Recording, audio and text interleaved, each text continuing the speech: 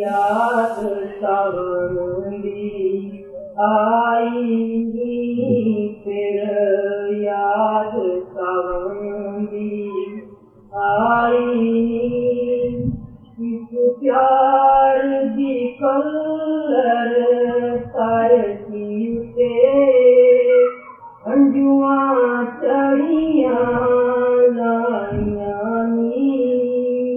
इस प्यार दी कलर तरती उते अंजुआ चढ़िया लाइया सावन पासों किर किर आए पर तरस बिहारी फिर याद सावन दी आई फिर याद सावन दी आई उतावती में चीज़ां रुक दे जहर पिया दे उतावती में चीज़ां रुक दे जहर पिया दे कर योगी जीवन तन सुलगन अग लाई फिर याद सावन दी आई फिर याद सावन दी आई दिल दी कोठड़ी अंदर एक दीवा पिया करे आनी दिल दी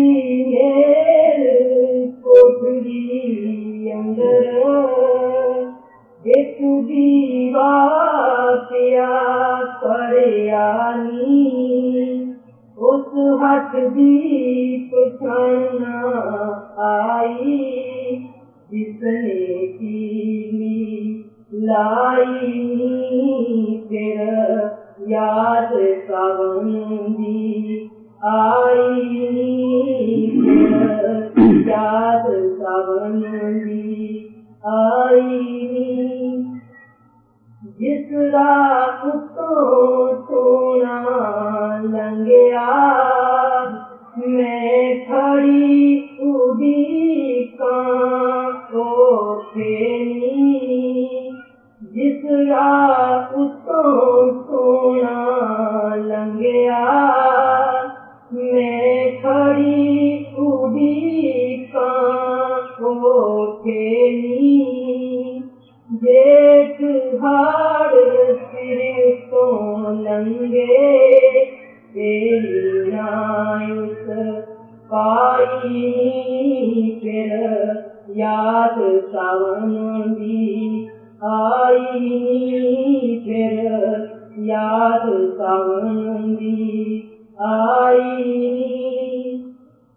अजायब से अनाभूत कड़ा है जिस रचना अपनी बेटी ना अजायब से अनाभूत कड़ा है जिस रचना अपनी बेटी ना तक तक जिस दे रोम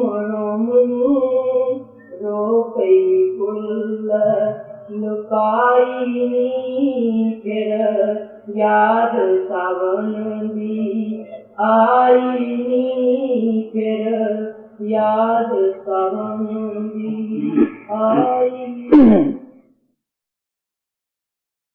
उस महान सावन कृपाल का धन्यवाद करते हैं जिन्हों ने इस कलयुग के अंदर तपदियां आत्मा नूं ठंड वरताउण वास्ते टट्टी पेशाब वाला बीमारियां दा खोल ਚੋਲਾ ਧਾਰਿਆ, ਇਸ ਸੰਸਾਰ ਵਿੱਚ ਆਏ। ਮੈਂ ਦੱਸਦਾ ਹੁੰਦਾ ਕਿ ਮਹਾਤਮਾ ਦੇ ਸੰਸਾਰ ਦੇ ਅੰਦਰ ਆਉਣਾ ਇੱਕੋ ਹੀ ਮਿਸ਼ਨ ਹੁੰਦਾ ਹੈ ਕਿ ਆਤਮਾ ਨੂੰ ਉਸ ਪ੍ਰਭੂ ਜੋ ਕਣ ਕਣ ਦੇ ਵਿੱਚ ਵਿਆਪਕ ਹੁੰਦਾ ਹੈ ਉਸ ਨਾਲ ਜੋੜਨਾ। ਕੋਈ ਮਹਾਤਮਾ ਇਸ ਸੰਸਾਰ ਵਿੱਚ ਨਵੀਂ ਸਮਾਜ ਬਣਾਉਣ ਵਾਸਤੇ ਨਹੀਂ ਆਉਂਦੇ ਗੇ, ਨਾ ਉਹਨਾਂ ਦੇ ਦਿਲ ਅੰਦਰ ਇਹ ਚਾਹ ਹੀ ਹੁੰਦੀ ਹੈ ਕਿ ਸਾਡੇ ਬਹੁਤ ਸਾਰੇ ਚੇਲੇ ਹੋਣ ਜਾਂ ਬੜੀ ਸੰਗਤ ਹੋਵੇ। ਨਹੀਂ, ਉਹਨਾਂ ਨੇ ਕੋਈ ਆਰਮੀ ਨਹੀਂ ਖੜੀ ਕਰਨੀ ਹੁੰਦੀ। ਮਹਾਰਾਜ ਜੀ ਕਹਿੰਦੇ ਹੁੰਦੇ ਸੀ, ਜਿੱਥੇ ਗੁਰੂ ਭਾਗਾਂ ਨਾਲ ਮਿਲਦਾ ਹੈ ਉੱਥੇ ਸ਼ਿਸ਼ ਵੀ ਉੱਚੇ ਭਾਗਾਂ ਨਾਲ ਮਿਲਦਾ ਹੈ, ਸ਼ਿਸ਼ ਵੀ ਅੱਛੇ ਭਾਗਾਂ ਨਾਲ ਹੀ ਮਿਲਦਾ ਹੈ। ਸ਼ਿਸ਼ ਉਹੀ ਕਹਾ ਸਕਦਾ ਹੈ ਜੋ ਗੁਰੂ ਦੀ ਆਗਿਆ ਦਾ ਪਾਲਣ ਹੋਵੇ, ਜੋ ਗੁਰੂ ਕਹੇ ਗੁਰੂ ਦਾ ਮੂੰਹ ਬਣ ਜਾਵੇ, ਜੋ ਗੁਰੂ ਬੋਲੇ ਉਹ ਸਿੱਖ ਬੋਲੇ, ਕਿਉਂਕਿ ਉਹ ਪਰਮਾਤਮਾ ਸ਼ਬਦ ਹੈ, ਨਾਮ ਹੈ। ਉਹ ਸ਼ਬਦ ਦੀ ਦੇਹ ਧਾਰ ਕੇ ਸੰਸਾਰ ਅੰਦਰ ਆਉਂਦਾ ਹੈ, ਸਾਡੇ ਵਿਚਕਾਰ ਰਹਿੰਦਾ ਹੈ। ਉਹ ਸਾਨੂੰ ਆਪਦੇ ਘਰ ਦਾ ਭੇਦ ਦੱਸਦਾ ਹੈ,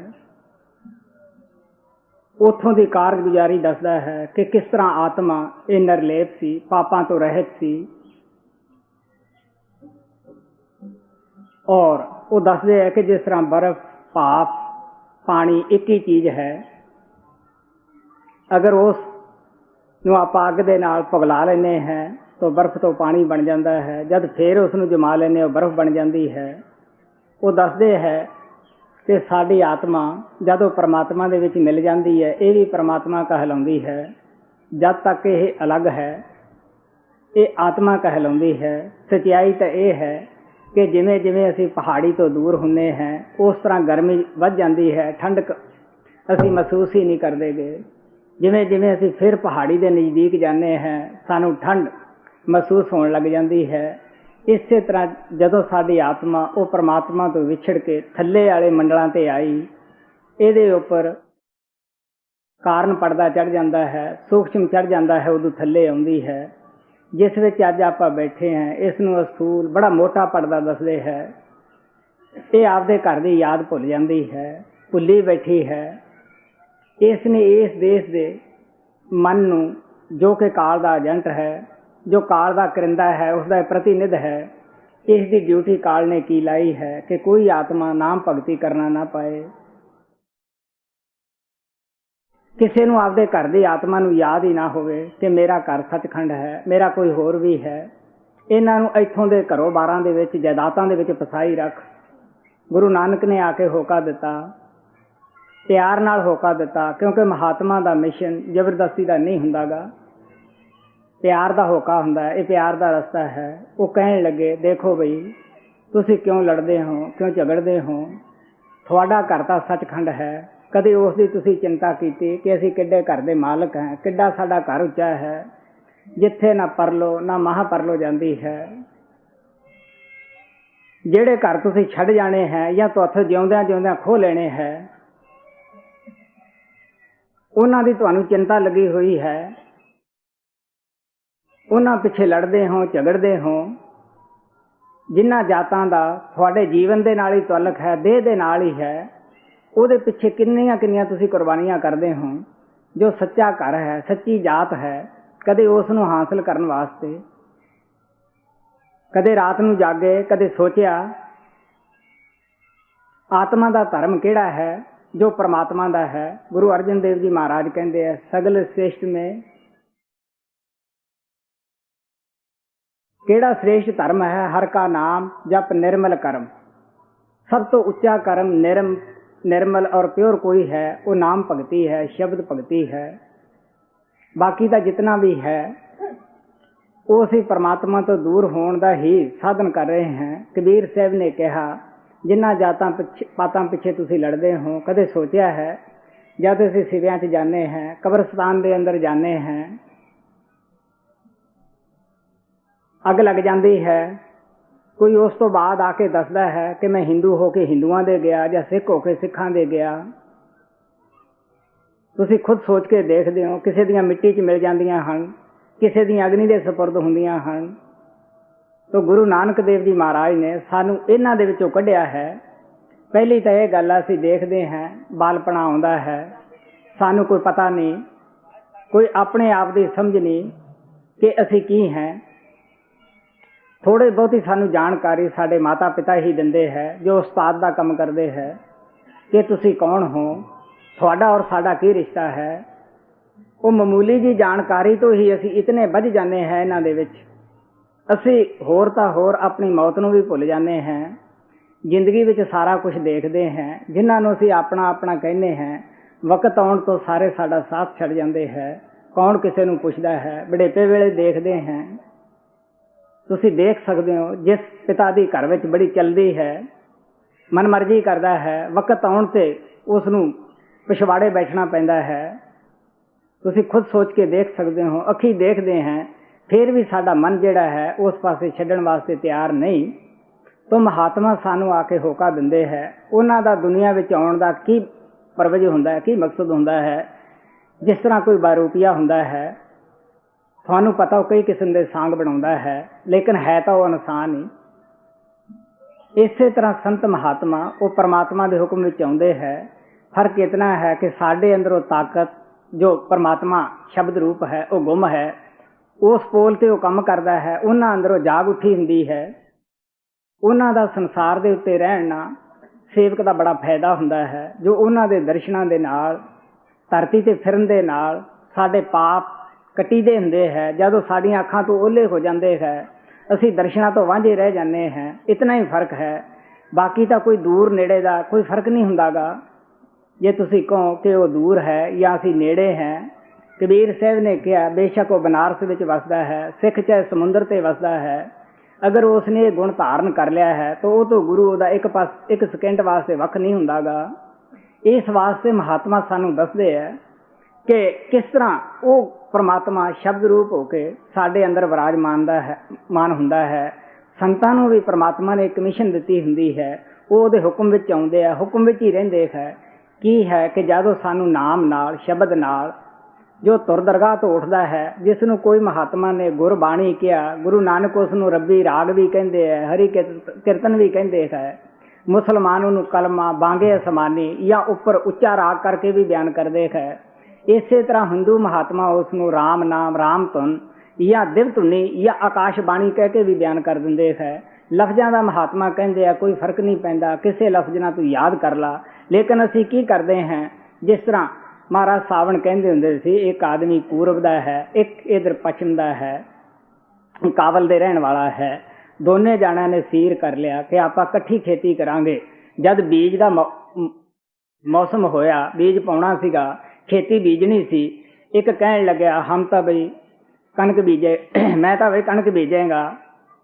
वो पठान बोलदा हम तो गंदम बीजेंगे। दोनों का आपसी में टकराव होया, लठ सोटे तक पहुंच गए। कोई ऐसा आदमी सी जिहड़ा दोनों की बोली नूं समझदा सीगा।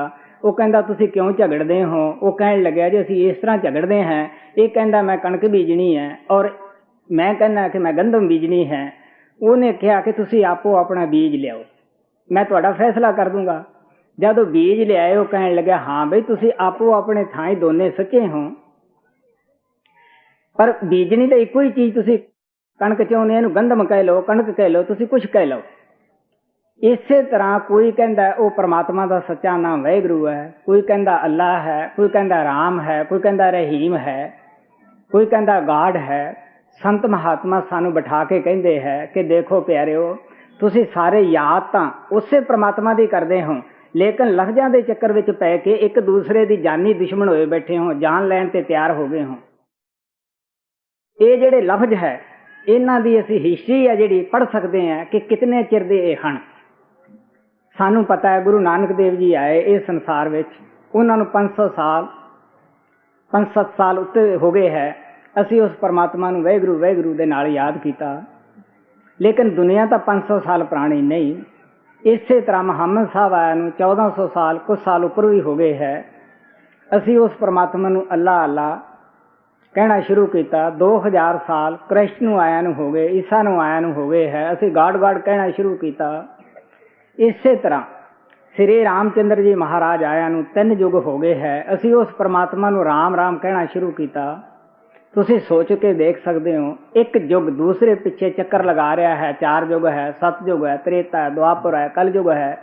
ਆਪੋ ਆਪਣੇ ਯੁੱਗਾਂ ਦੀ ਬੜੀ ਉਮਰ ਹੁੰਦੀ ਹੈ ਕਿ ਦੁਨੀਆ ਕੋਈ 3 ਯੁੱਗ ਪੁਰਾਣੀ ਤਾਂ ਨਹੀਂ। ਸੋਚ ਕੇ ਦੇਖ ਸਕਦੇ ਹੋ, ਇਹਨਾਂ ਲਫ਼ਜ਼ਾਂ ਦੀ ਹਿਸਟਰੀ ਹੈ। ਅਸੀਂ ਰਿਸਰਚ ਕਰ ਸਕਦੇ ਹਾਂ, ਖੋਜ ਕਰ ਸਕਦੇ ਹਾਂ ਕਿਹੜਾ ਨਾਮ ਕਿੰਨਾ ਪੁਰਾਣਾ ਹੈ। ਲੇਕਿਨ ਜਿਸ ਨਾਮ ਦੇ ਨਾਲ ਸੰਤ ਜੋੜਦੇ ਹੈ ਉਹ ਨਾ 2 ਯੁੱਗ ਪੁਰਾਣਾ ਹੈ, ਨਾ 4 ਯੁੱਗ ਪੁਰਾਣਾ ਹੈ, ਨਾ 500 ਸਾਲ ਪੁਰਾਣਾ ਹੈ। ਉਸ ਨਾਮ ਨੇ ਤਾਂ ਪਿਆਰਿਓ ਦੁਨੀਆ ਦੀ ਰਚਨਾ ਪੈਦਾ ਕੀਤੀ ਹੈ। ਉਸ ਨਾਮ ਦੇ ਆਧਾਰ ਤੇ ਦੁਨੀਆ ਚੱਲ ਫਿਰ ਰਹੀ ਹੈ। ਗੁਰੂ ਨਾਨਕ ਦੇਵ ਜੀ ਮਹਾਰਾਜ ਕਹਿੰਦੇ ਨਾਮ ਕੇ ਧਾਰੇ ਖੰਡ ਬ੍ਰਹਿਮੰਡ, ਨਾਮ ਕੇ ਧਾਰੇ ਸਗਲੇ ਜੰਤ। ਉਹਨੂੰ ਨਾਮ ਕਹਿ ਲੋ। ਫਿਰ ਕਹਿੰਦੇ ਉਤਪਤ ਪਰਲੇ ਸ਼ਬਦੇ ਹੋਵੇ, ਸ਼ਬਦੇ ਹੀ ਫਿਰ ਉਪਤ ਹੋਵੇ। ਉਹ ਪਰਮਾਤਮਾ ਸ਼ਬਦ ਦੇ ਜ਼ਰੀਏ ਦੁਨੀਆ ਦੀ ਰਚਨਾ ਪੈਦਾ ਕਰਦਾ ਹੈ। ਜਦੋਂ ਆਪਣਾ ਸ਼ਬਦ ਉਹ ਵਾਪਸ ਕਰ ਲੈਂਦਾ ਹੈ, ਉਠਾ ਲੈਂਦਾ ਹੈ, ਦੁਨੀਆ ਦੇ ਅੰਦਰ ਧੰਦੂਕਾਰਾਂ ਛਾ ਜਾਂਦਾ ਹੈ। ਉਹ ਸ਼ਬਦ ਨਾਮ ਕਰਕੇ ਹੀ ਸਾਡੀ ਦੇਹ ਤੁਰੀ ਫਿਰਦੀ ਹੈ। ਇੱਕ ਤੱਤ ਦੂਸਰੇ ਦਾ ਵਿਰੋਧੀ ਹੈ। ਤੁਹਾਨੂੰ ਪਤਾ ਹੈ ਕਿ ਹਵਾ ਦਾ ਦੁਸ਼ਮਣ ਆਕਾਸ਼ ਹੈ, ਅਗਨੀ ਦਾ ਦੁਸ਼ਮਣ ਪਾਣੀ ਹੈ।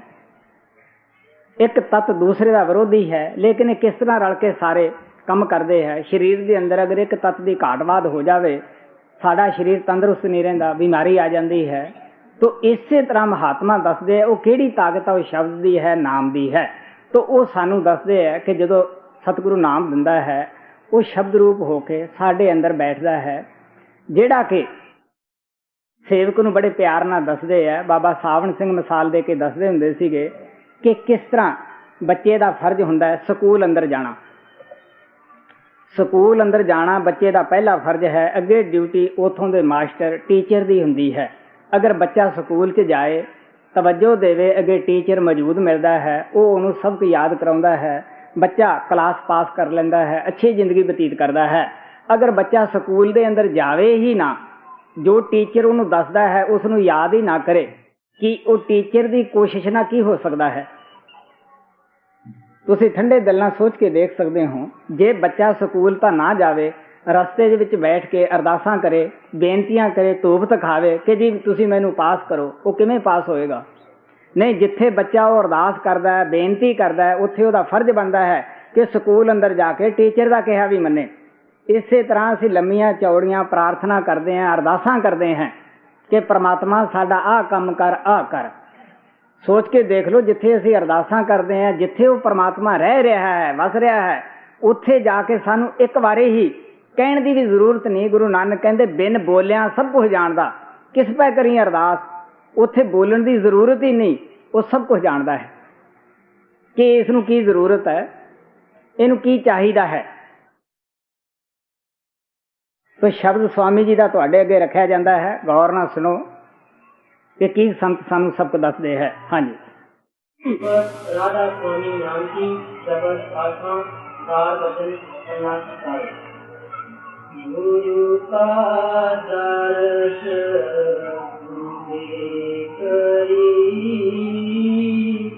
ਤਿਨ ਆਸਨ ਆਪਣੇ ਜੀਵਨ ਦੇ ਅੰਦਰ ਉਹ ਪਰਮਾਤਮਾ ਨੂੰ ਪ੍ਰਾਪਤ ਕੀਤਾ, ਉਹ ਕਾਮਯਾਬ ਹੋਏ। ਉਹਨਾਂ ਮਹਾਤਮਾ ਨੇ ਆਪਣਾ ਜੋ ਤਜਰਬਾ ਸੀਗਾ ਉਹ ਉਹਨਾਂ ਨੇ ਆਪਣੇ ਧਰਮ ਗ੍ਰੰਥਾਂ ਦੇ ਅੰਦਰ ਲਿਖ ਦਿੱਤਾ। ਸਚਾਈ ਤਾਂ ਇਹ ਹੁੰਦੀ ਹੈ ਕਿ ਇਹ ਜਿਤਨੇ ਵੀ ਗ੍ਰੰਥ ਬਣਦੇ ਹੈ, ਜੋ ਕੁਛ ਉਹ ਸੰਗਤ ਦੇ ਅੰਦਰ ਬੋਲਦੇ ਹੈ, ਉਹਨਾਂ ਦੇ ਸੇਵਕ ਇਹਨਾਂ ਨੂੰ ਇਕੱਤਰ ਕਰਕੇ ਔਰ ਧਰਮ ਗ੍ਰੰਥ ਦੇ ਰੂਪ ਦੇ ਦਿੰਦੇ ਹੈ, ਤਾਂ ਕਿ ਆਉਣ ਵਾਲੇ ਜੋ ਆਤਮਾ ਹਨ ਇਹਨਾਂ ਤੋਂ ਫਾਇਦਾ ਉਠਾਉਣ। ਇਹ ਇੱਕ ਸਚਾਈ ਹੁੰਦੀ ਹੈ। ਕਿਸੇ ਸੰਤ ਦਾ ਮਿਸ਼ਨ ਕਿਸੇ ਧਰਮ ਗ੍ਰੰਥ ਦੇ ਆਸਰੇ ਨਹੀਂ ਚੱਲਦਾਗਾ। ਮਤਾ ਇਹ ਖਿਆਲ ਹੋਵੇ ਕਿ ਕਿਸੇ ਧਰਮ ਗ੍ਰੰਥ ਦੀ ਓਟ ਲੈ ਕੇ ਚਲਾਉਂਦੇ ਹੈ, ਨਹੀਂ। ਇਹ ਸ਼ਕਤੀ, ਇਹ ਵਰਦਾਨ ਉਹਨਾਂ ਦੇ ਗੁਰੂ ਨੇ, ਉਹ ਪ੍ਰਮਾਤਮਾ ਨੇ ਦਿੱਤਾ ਹੁੰਦਾ ਹੈ, ਔਰ ਉਹੀ ਸਾਰਾ ਕਾਰੋਬਾਰ ਕਰ ਰਿਹਾ ਹੁੰਦਾ ਹੈ, ਕਿਉਂਕਿ ਉਹ ਕਣ ਕਣ ਦੇ ਵਿੱਚ ਵਿਆਪਕ ਹੁੰਦਾ ਹੈ। ਇਸ ਵਾਸਤੇ ਆਪ ਪਿਆਰ ਦੇ ਨਾਲ ਕਹਿੰਦੇ ਹੈ, ਗ੍ਰੰਥਾਂ ਪੋਥੀਆਂ ਦੀ ਤਾਂ ਮਹਾਤਮਾ ਸਾਨੂੰ ਮਿਸਾਲ ਦੇ ਕੇ ਸਮਝਾਉਂਦੇ, ਅਗਵਾਹੀ ਦਿੰਦੇ ਹੈ ਕਿ ਕਿਉਂ ਬਈ ਪਿਆਰਿਓ, ਅਸੀਂ ਤੁਹਾਨੂੰ ਕੋਈ ਨਵੀਂ ਗੱਲ ਨਹੀਂ ਦੱਸਦੇ। ਜੋ ਸਾਥੋਂ ਪਹਿਲਾਂ ਸੰਤ ਹੋਏ ਹੈ ਕਿ ਉਹਨਾਂ ਨੇ ਇਹ ਗੱਲ ਨਹੀਂ ਕਹੀ ਕਿ ਮੁਕਤੀ ਨਾਮ ਵਿੱਚ ਹੈ।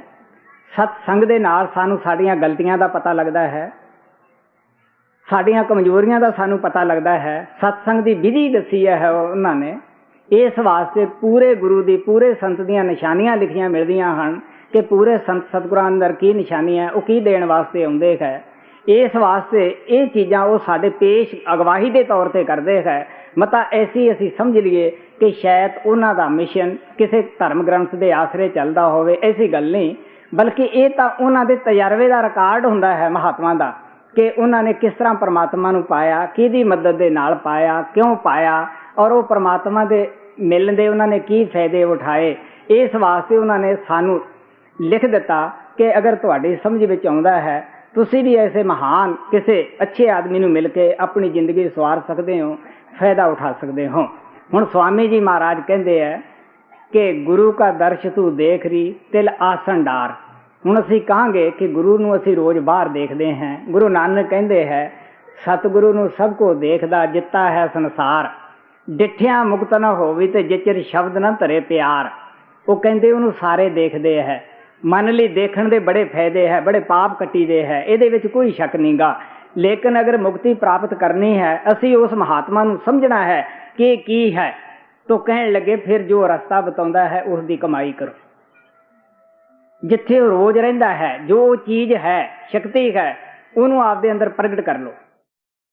जब तक तुसी बाहर बैठे हो, जे दो बंदियां ने कहता कि गुरु ठग है, तुहाडा चोर है, ते तुहाडा भरोसा उठ जाएगा। अगर अखी जाके देख लो कि गुरु की चीज़ है, सारा संसार एक पासे हो जाए। इतिहास पढ़ के देख लो, जिन्हों ने गुरु नूं समझ लिया, अंदर प्रगट कर लिया, उन्हों की खल लुहा दी, उन्होंने तत्ते तवे ते बिठा दिता, उन्होंने वो रस्ते नूं या मार्ग नूं नहीं छड्डिया, क्योंकि उन्होंने तसल्ली हुई कि गुरु की चीज़ है, की ताकत है। तो स्वामी जी महाराज कहते हैं की करो तुसी, जे गुरु का असली दर्शन शब्द रूप देखना है, तिल आसन डार, क्या फैले ख्याल नूं अखां दे पिछे लियाओ। सूरज चंद्रमा सितारे लंघ जाओ, अगे गुरु का स्वरूप अपने आप ही तुहाडे अंदर प्रगट होएगा। तुसी नहीं प्रगट कर सकते, खुद हो जाएगा, क्योंकि तुसी उस मंडल विच जा चुके हो। सच्चा शिष्य उत्थे ही जाके गुरु का बनता है, उत्थे गुरु के चरण है, तुसी उन्हां नूं नमस्कार करो। इन्ना काम सेवक दा है। जद असीं इत्थे पहुंच जाने हैं तो फिर सानू दूर या नेड़े का फर्क नहीं पैंदागा।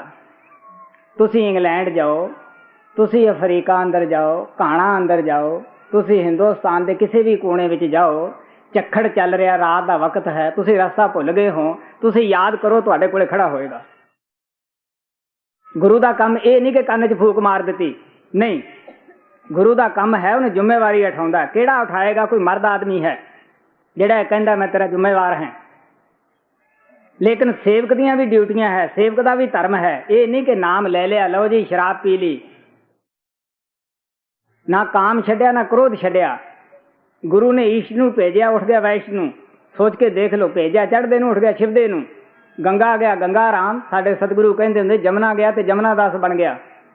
ऐसे सेवक का की बनेगा? जो बच्चे ये कहते हैं कि बाप कमाए असी खाइए, वो नलायक बच्चे होंगे है। जो सेवक ये कहता गुरु तारे, तुसी सोच के देख लो, वो सेवक की नलायक नहीं की है। सब तो पहला गुरु जो दसदा है वो करो। गुरु तुहानू ये नहीं कहता कि आप दियां जायदादां दे इंतकाल मेरे ना करा दो, जिहड़ी कि तुहाडे वास्ते मुश्किल है। नहीं, वो काम तुहाडे जुम्मे लाउंदा, वो ड्यूटी लाउंदा जिहड़ी तुसी आसानी नाल कर सकते हो। क्यों बई, इससे की लगता है? छोटे छोटे बच्चे 1 2 3 4 गिनते रहंदे है, की मुल है? की तुसी सिमरन नहीं कर सकते? की सिमरन ते लगता है? दुनिया नूं सोचदे हो, दुनिया छड्ड दिओ, अंदरों ही छड्डनी है। तो कहण लगे उत्थे आओ। लोहा जब तक मैगनेट दे दायरे विच नहीं आएगा, मैगनेट किवें खिंचेगा? जब तक तुसी सिमरन करके फैले ख्याल नूं गुरु दे दायरे विच, जिथे कोई बैठा है तुहाडे अंदर शब्द रूप होके, नामदान दे वक्त पहुंचो। फिर जिथे मर्जी है उहदे नाल गल्लां करो, जो सवाल करो उहदा जवाब मिलेगा। जिहड़ी असीं बाहर है करते हैं कि जी मेरा ख्याल नहीं टिकदा, बाबा सावन सिंह कहंदे हुंदे सारा बकवास है। वो ये भी कहंदे हुंदे जिहड़े कहंदे आ जी साडी बीमारी दूर होवे, या साडा मुकदमा दूर होवे, या साडा बच्चे दा सिर ठीक हो जावे, ये ऐ नहीं ऐ हो जावे। वो कहंदे सी ऐसे लोगों ने संत मत चुकी लेना है। वो की खट्टणगे? वो आपदे घरे बैठे रहन। संतां कोले नाम हुंदा है, नाम जपो, सर्व रोग दा औखद नाम, सब बीमारियां दी दवाई नाम हुंदी है। गुरु नानक कहते संसार रोगी नाम दारू मैल लगे सच बिना। नाम जपो तो अच्छी दवाई है, सब तो उत्तम दवाई है। लेकिन नाम जपन वेले असीं की कहने हैं, गुरु नानक कहते नाम सुनत जन बिछुआ डसाना, जिवें बिच्छू डंग मारदा है। ये ਜਿਹੜੀਆਂ ਪੀੜਾਂ ਪੈਂਦੀਆਂ ਸਾਡੇ ਨਾਮ ਜਪਣ ਵੇਲੇ, ਜਿਹੜੇ ਅਸੀਂ ਕਹਿੰਦੇ ਖਿਆਲ ਨਹੀਂ ਟਿਕਦੇ, ਉਹ ਬਿੱਛੂ ਹੀ ਡੰਗ ਮਾਰਦੇ ਸਾਡੇ ਭੈੜੇ ਕਰਮਾਂ ਦੇ। ਕਾਲ ਕਹਿੰਦਾ ਹੈ ਕਿ ਦੇਖੋ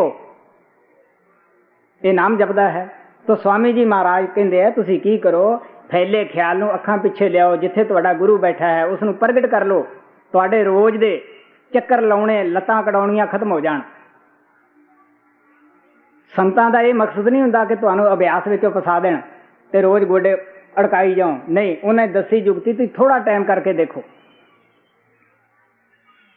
कामयाब हो जावांगे। लेकिन असी की है, सब कुछ अपना एक राम पराया, भजन बहते हैं, बैठे बैठे खुश हो जाते हैं। सो इस वास्ते स्वामी जी महाराज कहते हैं कि तुसी गुरु का दर्शन करो। कित्थे जाके करोगे? वो बाहर भी है, अंदर भी है। सच्चा प्यार, सच्चा इश्क अंदर जाके ही आता है। जो अंदर जाके देखिया कि की ताकत है प्यारे, फिर ही पता लगता है कि ये बाहर किस तरह एक इंसान बनया बैठा है। गुरु नानक ने कहा, जब अंदर गुरु अंगद देव जी गए, सतगुर को मनुख का रूप ना जान। अगर सारी संगत ये समझ लेंदी अंगद की तरह तो किहड़े झगड़े सन, क्यों भाई की लड़ाई सी फिर। गुरु अंगद ने कहा, जिस प्यारे से न्यो तिस अगों मर चलीए, तिरग जीवन संसार ताके पाछे जीवना।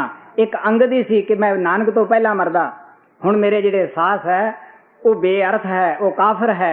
बाकी दुनिया उहदी जायदाद पिछे झगड़दी फिरी, लड़दी फिरी। हाँ जी। गुरु का दर्श देखड़ी, शब्द गुरु नित मिल बासन जार। तुसी देख लो संसार अंदर किस तरह ਦੀਆਂ ਪ੍ਰੀਤਾਂ ਹਨ। ਚੰਦਰਮਾ ਸੂਰਜ ਆਕਾਸ਼ ਵਿੱਚ ਹੁੰਦਾ ਹੈ, ਕਮੋਦਨੀ ਜਲ ਵਿੱਚ ਹੁੰਦੀ ਹੈ। ਜਦ ਕਿਰਨ ਉਸ ਤੇ ਪਈ ਉਹ ਖਿੜ ਜਾਂਦੀ ਹੈ, ਖੁਸ਼ ਹੋ ਜਾਂਦੀ ਹੈ। ਸੂਰਜ ਆਕਾਸ਼ ਵਿੱਚ ਹੈ, ਕਮਲ ਪਾਣੀ ਵਿੱਚ ਹੈ। जद किरण ਉਹਦੇ ਨਾਲ टकराउंदी है वो खिल जाता है, खुश हो जाता है। तुसी देख लो ये प्यार है, किवें एक आसमानी चीज़ का धरती वाली चीज़ ना किवें उहनूं देख के खुश हो जाता है। वो कहण लगे, अगर तुहाडे अंदर ये वासना काम क्रोध लोभ मोह हंकार दियां जो तुहाडे अंदर उठ रही हैं, अगर इन्हां तो छुटकारा पाउणा है, तुसी तीसरे तिल दे विच पहुँच के गुरु की आवाज़ उहनूं कह लो, शब्द कह लो, गुरबाणी कह लो। वो परमात्मा ही तुहाडे अंदर आवाज़ दे रहा है कि आओ मेरी तरफ, मैं तुहानूं उपर लै चलां। वो दसदा किस तरह घंटे की धुन नूं बाकी दियां छड्ड के पकड़ना है। ये नहीं कि बाहर दो लफ्ज़ दस दिते, अंदर भी गुरु नानक कहते अंतर शब्द सुरत धुन जोगा जागा सतगुर झगड़ नवेड़ा। अंदर काल दे भी उहो जे साज रखे है, उहो जिहियां आवाज़ां रखियां, उहो जे उसने रोशनियां रखियां होईयां हन। लेकिन पूरा गुरु जे तुसी प्रगट कर लिया है, वो तुहानूं दसेगा कि बेटा किहड़ी आवाज़ पकड़नी है। वो हर वक्त तुहाडे नाल होएगा कि आओ मैं तुहानूं उपर लै चलां। वो आवाज़ नूं पकड़ांगे। जो दुनिया दीयां वासना हन, विषय बकार हन, दीवे दे उत्ते सारे पतंगे आके भस्म हो जाते हैं। ये उस आवाज़ दे विच कशिश है, प्यार है जी। शब्द गुरु नित सुनोरी, मिल बासन जार। गुरु रूप सुहावन हस लगे, घट पान उजार। ये स्वामी जी की बाणी है। आप कहते हैं जब असी उत्थे अंदर जा वड़ते हैं, तीसरे तिल ते पहले मंडल ते जाने हैं, फिर की हुंदा है कि गुरु का स्वरूप कितना प्यारा लगता है। जिस तरह सूरज चढ़ता है, अंधेरा नाश हो जाता है, उत्थे साडे अंदरों भी अज्ञानता का अंधेरा खत्म हो जाता है। वो स्वरूप अति प्यारा मिठा हुंदा है।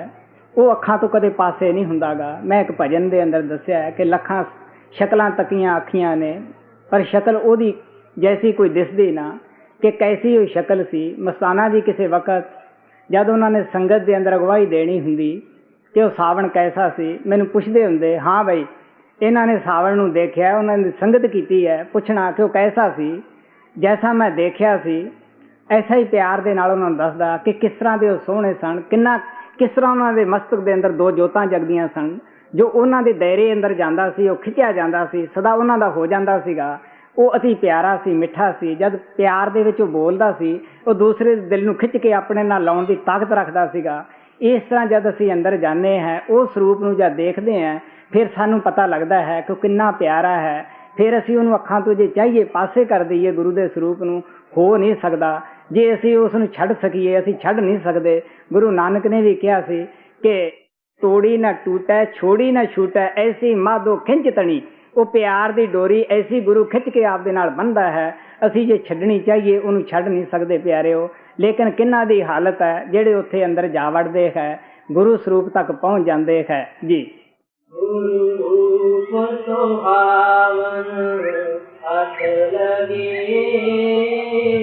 ਘਟ ਪਾਨ ਪੁਜਾਰ ਕਮਲ ਖਿਲਤ ਸੁਖ ਪਾਵਈ ਤੋਰਾ ਕਰ ਪਿਆਰ।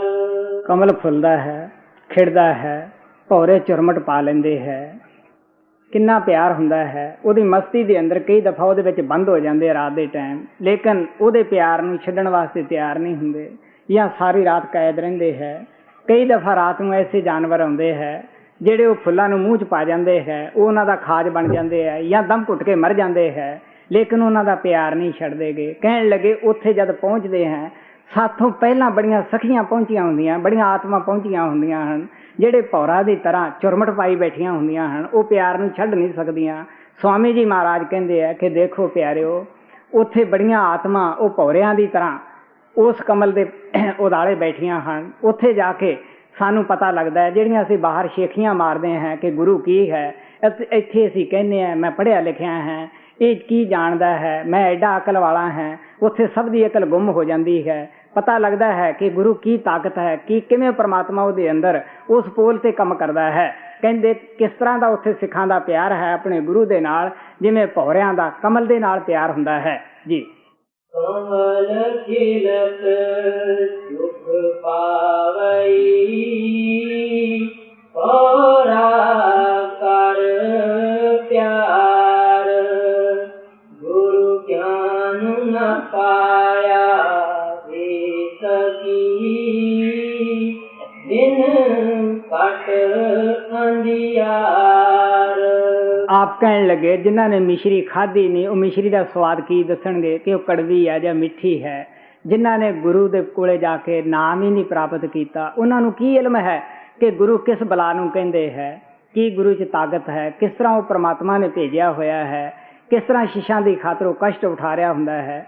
ਮੈਂ ਬਾਬਾ ਸਾਵਣ ਸਿੰਘ ਦੀ ਕਹਾਣੀ ਦੱਸਦਾ ਹੁੰਦਾ ਹੈ ਕਿ ਕਿਸ ਤਰ੍ਹਾਂ ਉਹਨਾਂ ਨੇ ਇੱਕ ਆਪਣੇ ਸ਼ਿਸ਼ ਦੇ ਕਰਮ ਚੁੱਕੇ।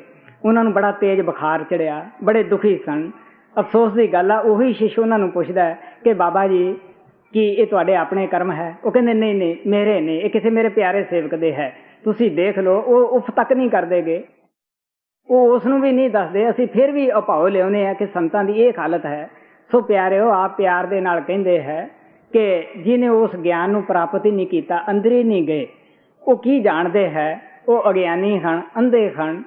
ਗੁਰੂ ਅੰਗਦ ਦੇਵ ਨੂੰ ਜਦ ਪਤਾ ਲੱਗਿਆ ਕਿ ਗੁਰੂ ਨਾਨਕ ਅੰਦਰੋਂ ਕੀ ਤਾਕਤ ਰੱਖਦਾ ਹੈ, ਆਪ ਨੇ ਕਿਹਾ ਕਿ ਜੇ ਸੋ ਚੰਦਾ ਉਗਵੇ ਸੂਰਜ ਚੜੇ ਹਜ਼ਾਰ, ਇੱਥੇ ਚਾਨਣ ਹੁੰਦਿਆਂ ਤੇ ਗੁਰਬਿਨ ਘੋਰ ਅੰਧਾਰ। ਕਹਿੰਦੇ ਇੱਕ ਸੂਰਜ ਚੜ੍ਹਦਾ, ਅਗਰ ਹੋਰ ਹਜ਼ਾरों ਚੜ੍ਹ ਜਾਣ ਫਿਰ ਵੀ ਅੰਧਾਰ ਹੈ ਅੰਦਰ। ਅਸੀਂ ਗੁਰਬਿਨ ਘੋਰ ਅੰਧਾਰ, ਗੁਰੂ ਬਿਨ ਸਮਝ ਨਾ ਆਵੇ।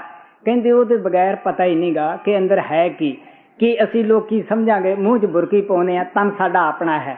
ਸਾਨੂੰ ਇਹ ਨਹੀਂ ਪਤਾ ਕਿ ਉਹ ਸੱਜੇ ਪਾਸੇ ਜਾਂਦੀ ਹੈ, ਖੱਬੇ ਪਾਸੇ ਜਾਂਦੀ ਹੈ, ਅੰਦਰ ਕਿਤਨੀਆਂ ਨਾੜੀਆਂ, ਕੀ ਨਾੜੀ ਕੀ ਕੰਮ ਕਰਦੀ ਹੈ, ਕੀ ਪਿਆਰਿਓ ਅਸੀਂ ਕਿੱਥੇ ਸਮਝਾਂਗੇ? ਅੰਦਰ ਜਾ ਕੇ ਅੱਖਾਂ ਮੀਚ ਕੇ ਘੋਰ ਅੰਧੇਰਾ ਹੈ।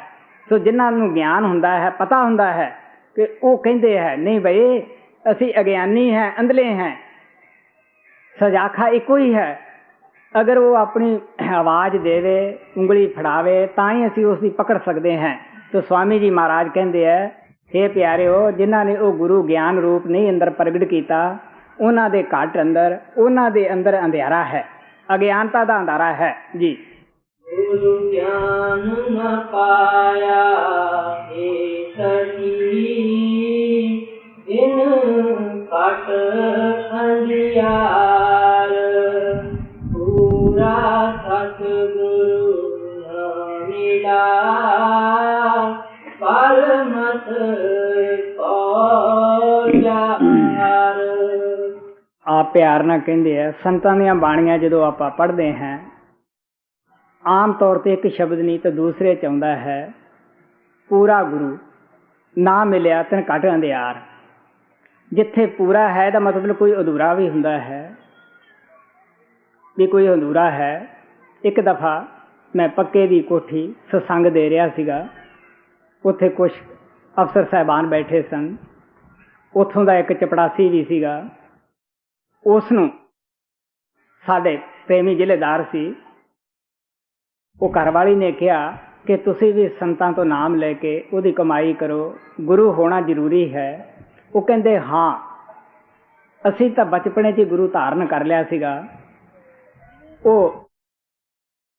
जिलेदार ने पुछण लगी कि तुहाडे गुरु ने की दसिया सीगा। वो कहण लगे, देखो ना कन्न च फूक मारदा है, गुर ब्राह्मण थिया, भी तुहाडा जिंदगी च ब्राह्मण गुरु हो गया है। हुण सोच के देख सकते हो, ठंडे दिल नाल विचार सकते हो, कन्ना च फूक मार नाल कि किस तरह साडा कोई पर्दा खुल जाएगा या खोल देवेगा। वो तुहाडे घरे साल नूं नहीं 6 महीनों नूं वो कुछ ना कुछ मंगण वास्ते आएगा।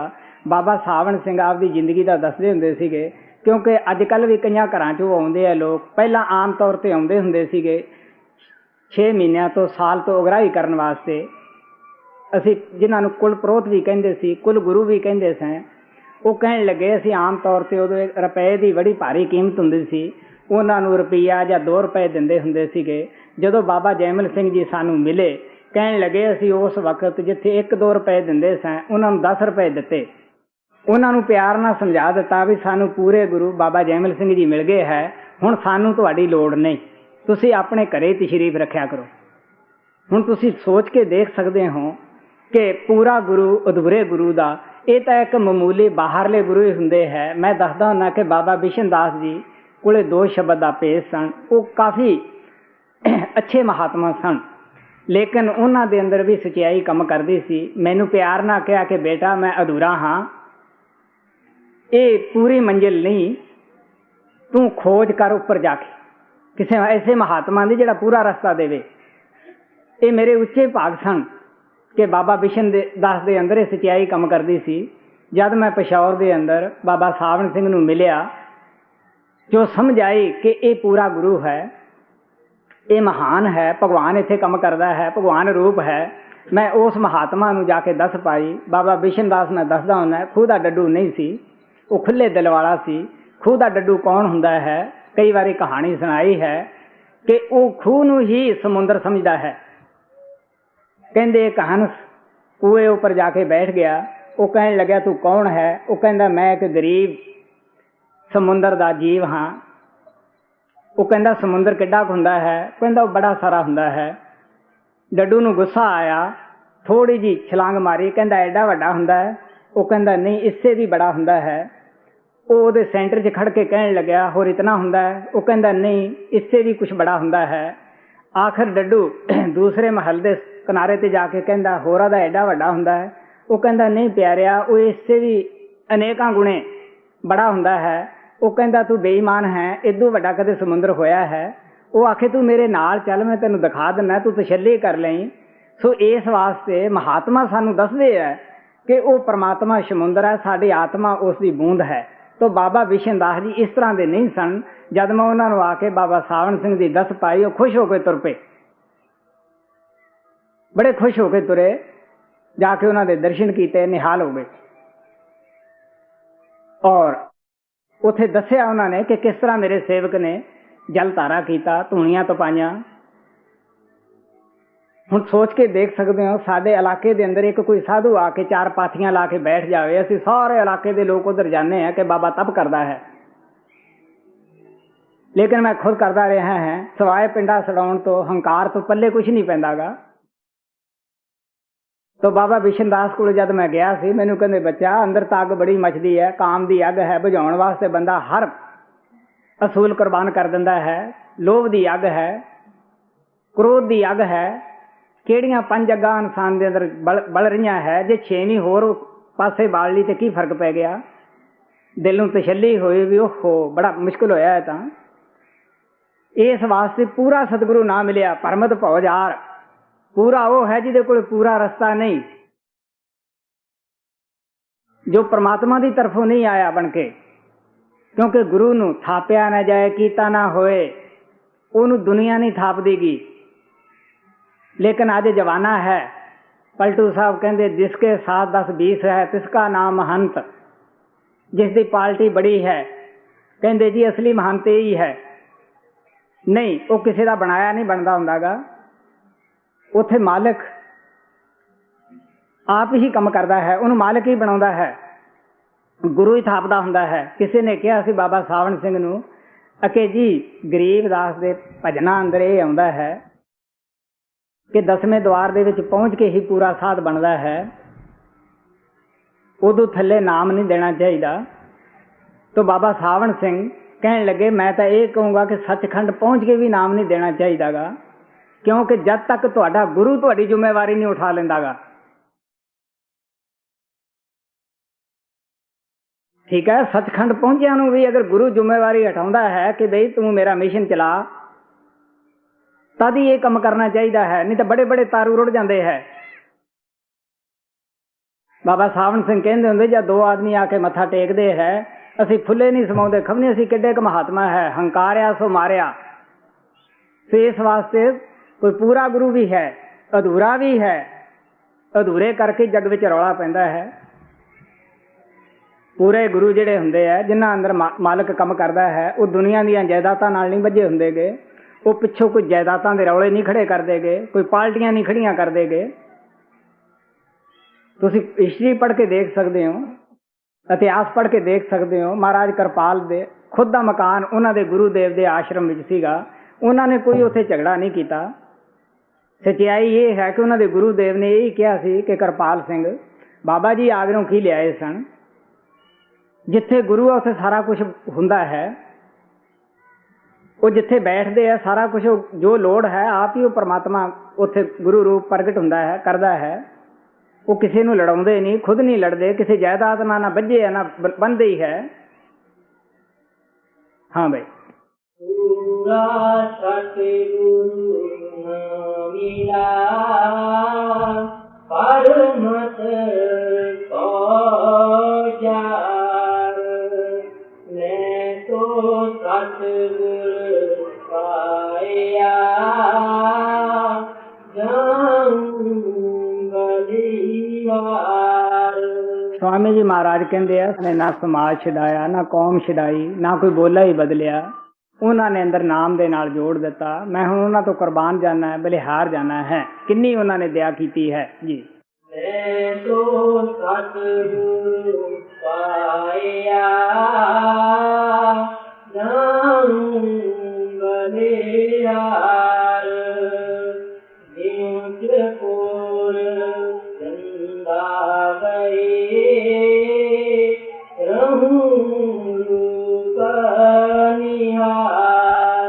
किस तरह की मेरी गुरु नाल प्रीत है।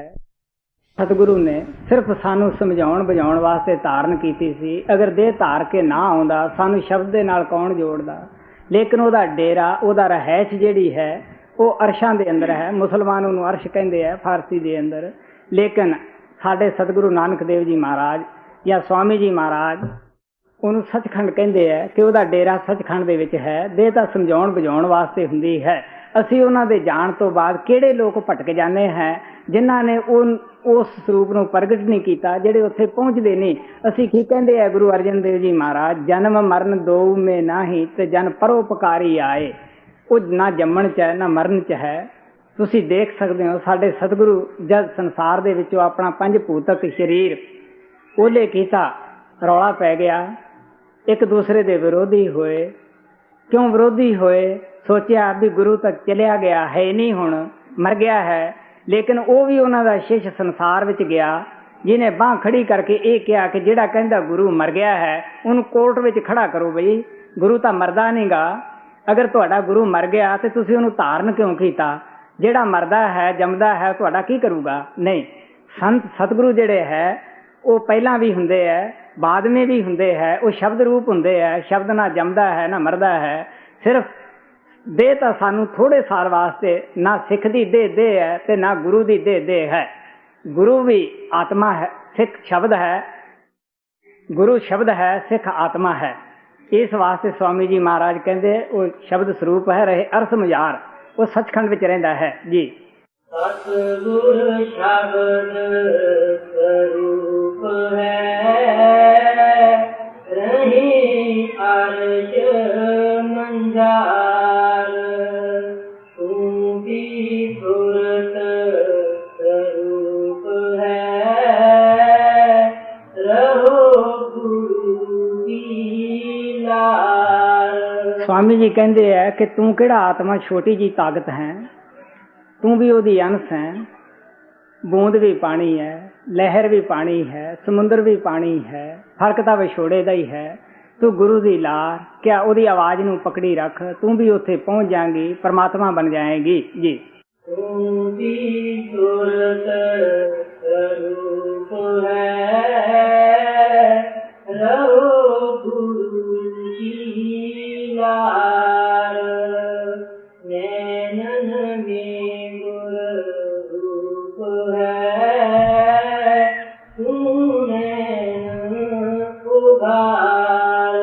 ਕਹਿਣ ਲੱਗੇ ਉਹ ਕੋਈ ਦੂਰ ਨਹੀਂ ਤੇਥੋਂ, ਤੇਰੀਆਂ ਅੱਖਾਂ 'ਚ ਵਸਦਾ ਹੈ। ਜਾਂ ਤੀਸਰੇ ਤਿਲ ਗਏ, ਤੁਹਾਡਾ ਜਿਹੜਾ ਅਸੀਂ ਕਹਿੰਦੇ ਤੀਸਰਾ ਨੇਤਰ ਹੈ, ਤੁਸੀਂ ਦੇਖੋ ਤਾਂ ਸਹੀ, ਤੁਹਾਡਾ ਗੁਰੂ ਉੱਥੇ ਤੁਹਾਡੀ ਇੰਤਜ਼ਾਰ ਵਿੱਚ ਬੈਠਾ ਹੈ। ਅੱਖਾਂ ਤਾਂ ਅਗਾੜੋ, ਤੁਸੀਂ ਬਾਹਰਲੀਆਂ ਅੱਖਾਂ ਬੰਦ ਕਰਕੇ ਦੇਖੋ, ਤੁਹਾਡੇ ਅੰਦਰ ਹੈ, ਅੰਦਰ ਉਹਨੂੰ ਦੇਖਣ ਲੱਗ ਜਾਓਗੇ। ਬਾਹਰਲੇ ਕੰਨ ਬੰਦ ਕਰੋਗੇ, ਉਹਦੀ ਆਵਾਜ਼ ਨੂੰ ਸੁਣੋਗੇ। ਜਦ ਤੁਸੀਂ ਬਾਹਰਲੀ ਜ਼ਬਾਨ ਚਸਕਿਆਂ ਤੋਂ ਰਹਿਤ ਕਰੋਗੇ, ਅੰਦਰ ਨਾਮ ਦਾ ਰਸ ਲੈਣ ਲੱਗ ਜਾਓਗੇ। ਦੇਖੋ ਤਾਂ ਸਹੀ ਤੁਸੀਂ ਕਰਕੇ ਜੀ। ਨੈਣਨ ਮੇਂ ਗੁਰ ਰੂਪ ਹੈ, ਤੂੰ ਨੈਣ ਉਧਾਰ, ਸਰਵਨ ਮੇਂ ਗੁਰ ਸ਼ਬਦ ਹੈ, ਸੁਨ ਗਗਨ ਪੁਕਾਰ। ਕਹਿੰਦੇ ਕੰਨ ਬੰਦ ਕਰਕੇ ਦੇਖੋ, ਤੁਹਾਡੇ ਗੁਰੂ ਦੀ ਆਵਾਜ਼ ਤੁਹਾਡੇ ਕੰਨਾਂ ਵਿੱਚ ਆ ਰਹੀ ਹੈ। ਤੁਹਾਨੂੰ ਪਤਾ ਲੱਗੇਗਾ ਕਿ ਉਹ ਆਵਾਜ਼ ਕਿਸ ਤਰ੍ਹਾਂ ਸਾਨੂੰ ਬੁਲਾ ਰਹੀ ਹੈ ਕਿ ਮੇਰੀ ਤਰਫ ਆਓ, ਮੈਂ ਤੁਹਾਡੀ ਇੰਤਜ਼ਾਰ ਵਿੱਚ ਬੈਠਾ ਹਾਂ ਜੀ। ਸਰਵਨ ਮੇਂ ਗੁਰ ਸ਼ਬਦ ਹੈ, ਸੁਨ ਗਗਨ ਪੁਕਾਰ, ਰਾਧਾ ਸਵਾਮੀ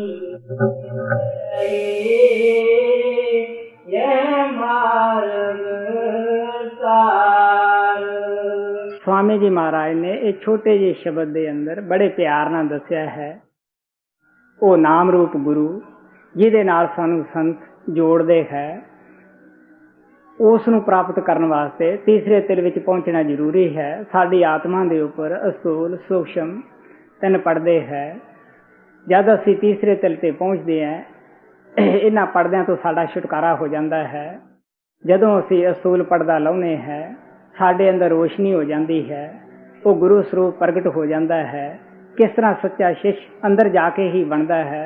सूरज चंद्रमा सितारियां तो उपर पहुंचना सिख की ड्यूटी है, अगे गुरु की ड्यूटी है। वो एक मंडल तो दूसरा मंडल किस तरह शब्द के जरिए अपने प्यार के जरिए वो आत्मा तो पार कराउंदा है। इस वास्ते साडा भी फर्ज बनता है कि जो संत सानू सत्संग दे अंदर समझाउंदे है उस ते अमल करिए। ये जीवन का असी तद ही पूरा लाहा उठा सकते हैं जे शब्द नाम की कमाई करिए। महात्मा दसदे है सत्संग की बड़ी भारी महिमा हर महात्मा ने गाई है कि क्यों सत्संग विच आउणा है, क्योंकि सानू सत्संग जाके ही साडियां गलतियां का पता लगता है, एहसास हुंदा है। सानू सत्संग इस तरह नहीं सुनना चाहिए कि इस कन विच गल पाई दूसरे विच दी कढ़ दित्ती। बाबा सावण सिंह आम सत्संगां दे अंदर एक कहानी सुणाउंदे हुंदे सीगे कि एक शाहूकार सत्संग दे अंदर जांदा सीगा। हमेशा ही एक दिन बच्चे का ख्याल होया कि पिता जी जाते हैं, मैं भी जावां। वो कहंदा पिता जी मेरा विचार है मैं सत्संग अंदर जावां। उत्थे महात्मा कह रहे सीगे कि बई हर एक दे नाल प्यार करना चाहिए। अपने गवांढी दा अगर दुख है उस दे अंदर तुसी शरीक हो, उन्होंने भी आप जैसा ही समझो। सब अंदर परमात्मा बैठा है। वो बच्चा नवा नवा गया सीगा, दिल च ख्याल आया कि जो महात्मा कह रहे हैं ये सच है, ऐसा करना चाहिए है। घरे आया, एक गऊ कोई उत्थे आटा पिया सीगा, उसनू खा रही सी। सोचा कि बड़े मकाना का किराया आ रहा है, धन पदार्थ बड़ा है साडे घरे, की फर्क पैन लग्या है, अगर ये थोड़ा बहुता खा लेगी। उसने उसनू ना हटाया। महाजन तुरया आउंदा सी, दूरों ही देख के कहन लग्या, ओ अन्ने दे आन्या तैनू दिसदा नहीं, गऊ तेरे सामने आटा खाई जाती है। वो कहन लग्या पिता जी अपने बथेरा परमात्मा ने अन्न धन दिता है, ये कितना क खा जाएगी। वो कहन लग्या सिक्ख्या कित्थों तू ग्रहण करके आया है। कहंदा जी जिथे तुसी रोज जांदे हुंदे सी, महात्मा कहंदे सीगे कि हर एक नाल प्यार करना बड़ा जरूरी है, परमात्मा सब दे अंदर है। वो कहन लग्या मैनू 30 साल हो गए उत्थे जांदे नू, जे मैं ये गल्लां उत्थों पल्ले बन के लियाया करदा मैं घर उजाड़ दिंदा, उत्थों दियां उत्थे छड्डियाई दियां हुंदियां हन।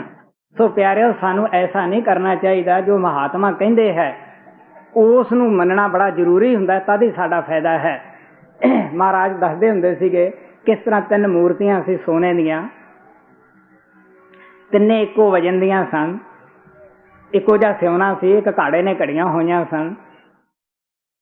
और किसी बादशाह का सवाल सीगा कि की इंसानां दे अंदर इक्को जिहे खाने है, की फर्क हुंदा है। वो महात्मा ने उन्होंने समझाउण वास्ते इक्को जिहे सिउने दियां 3 मूर्तियां घड़ के दे दित्तियां। तिन्नां दे अंदर किसी नूं ये भेद नहीं सी कि की रचना है। वो भेज दित्तियां कि आपो अपनियां सलाहां आम बादशाह दे कोल भेजो कि इस चों किहड़ी मूर्ति चंगी है, किहदी विच अच्छे गुण है। बड़े बरीक सराख उन्हां दे विच कीते होए सीगे। कई जिहड़े जादे जिन्हां दी बुद्धि कम करदी सी, उन्हां ने फौरन कंडा मंगाया, सुनियार मंगाया, उन्हां दा वजन कीता, सोने दा भाव पुछया, लिख दिता कि जी सारियां इक्को ही मुੱਲ ਦੀਆਂ ਹਨ, इन्हां विच की फर्क है।